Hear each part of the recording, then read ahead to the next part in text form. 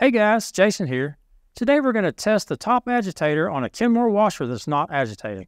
Before we get started, take a second to like this video and subscribe to our channel so you can see more repair guides to help you do it yourself. With over 2 million products in stock and the know-how to help you do it yourself, we are AppliancePartsPros.com.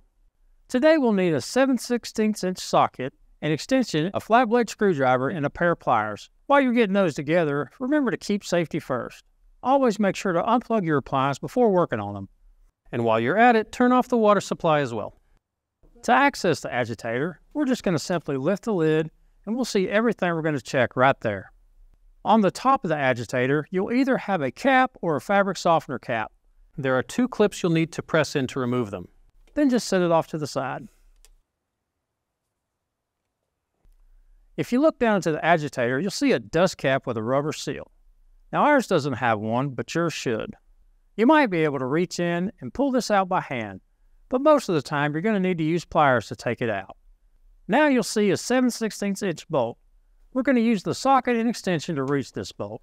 The threads are standard, so go counterclockwise to loosen the bolt.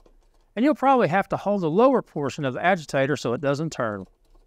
After you've done that, you can pull the top agitator out and turn it over, which will let the cam with the agitator dogs fall out.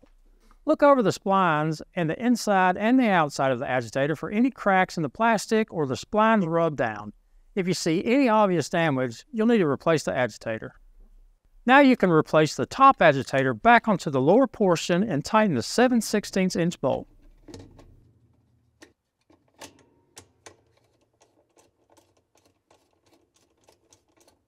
Once you replace the dust cap and the top for your agitator, you're done. Don't forget to plug your washer back in and turn your water back on. If you need to replace the top agitator, head over to AppliancePartsPros.com to get a new one. Most orders arrive in 2 business days, and we have tons of videos to help you install your new parts.